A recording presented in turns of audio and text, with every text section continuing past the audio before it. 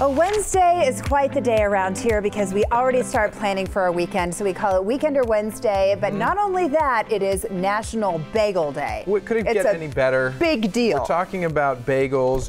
We have a guy whose last name means bread, means good bread. He's coming on later. He's with Broadway in Tucson and their musical that's in town. So we were asking people what the favorite thing on their bagel is or what their favorite type is. Did I not say that people get fired up about this? Did I not say that in the no?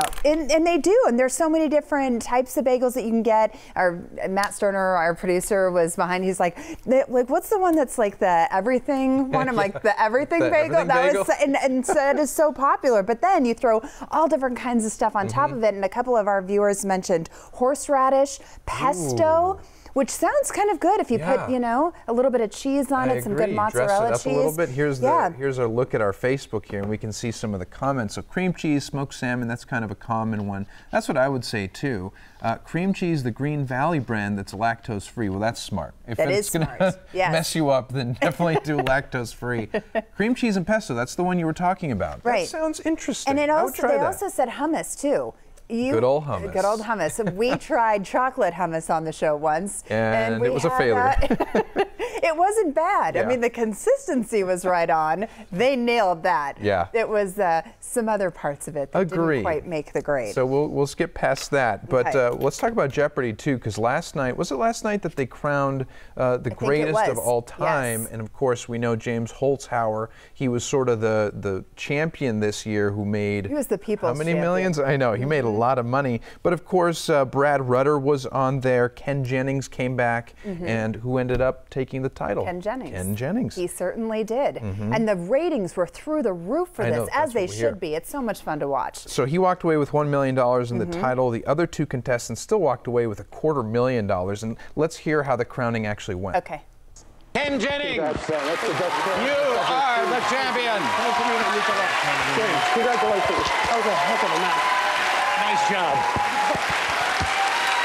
For me? The greatest of all time. Congratulations. It's a moment, too, because it's Alex Trebek. We know what he's been going through with his battle with cancer.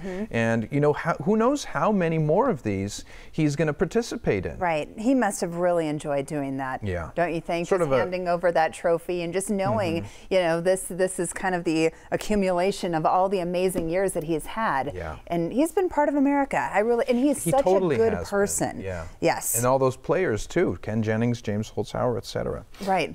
Maybe you had a glass of wine while you watched this. Maybe. I had a glass of wine, but I didn't watch Jeopardy. Oh, okay.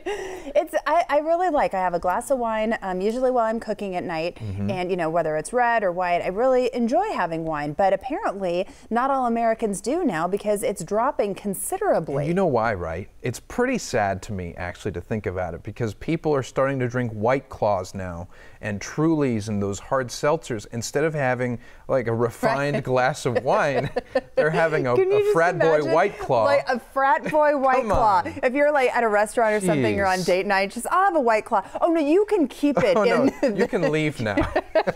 Check, please. I think we're done. If you like White Claw, it's fine. Just sometimes have a nice glass of wine, please. Keep it in the can. We're all good. And regular beer's on decline too, because people don't want a Bud Light anymore. They want those craft microbrewery beers. So what can we you do have a lot of really good ones here in Tucson. Oh yeah, they're all over the place. Get a growler. Yep. Is that right? A growler? I think so. Okay. I actually don't drink a lot of beer. I don't know. I thought I'd throw it out there, and you'd think that like you'd have my back. He says yes said it is. Thank you, Matt Sterner. Okay, good. Another educational moment on the Morning Blend. So can you honestly look manly holding a White Claw? That's my question. Probably not, in my opinion. But if you grow a beard, apparently, you could pull it off. You can look manly. Look at this guy's beard. I love the videos that well, that's a little excessive. I think they're talking about the people that, have a beard like yours. It's nicely trimmed. It looks good. It's very handsome patchy. looking. Thank you.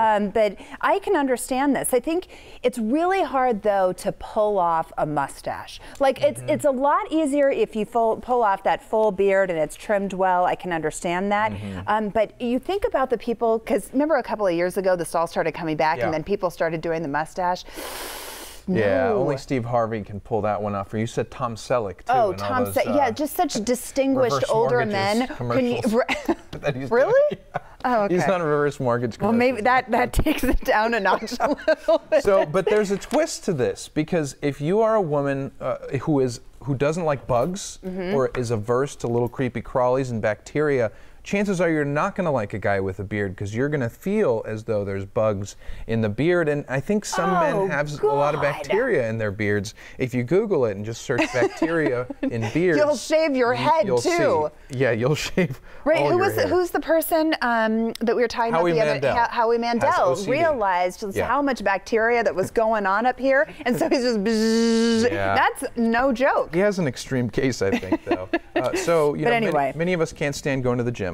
But imagine. This guy's never going to the gym again. Imagine being locked in one overnight. Well, imagine being locked in one that's 24-hour fitness. So they closed. They didn't tell him. Apparently they closed from like midnight to 4 a.m. now. So he got stuck in this place. And my favorite part about this whole thing, A, he had a lot of fun with it. But B, he called his wife and he's like, you got to let me out. She's like, you know what? Just find a comfortable place to sleep. Oh my gosh. Well, he has bigger issues now. Shows something about his marriage, exactly. Right, exactly. If she's not going to come help you out, then he called the police. Get a he said he divorce. didn't want to go out the exit because they thought that he of the might be. alarm. Who's ever broken into a gym, though? I know. Right? Good stuff.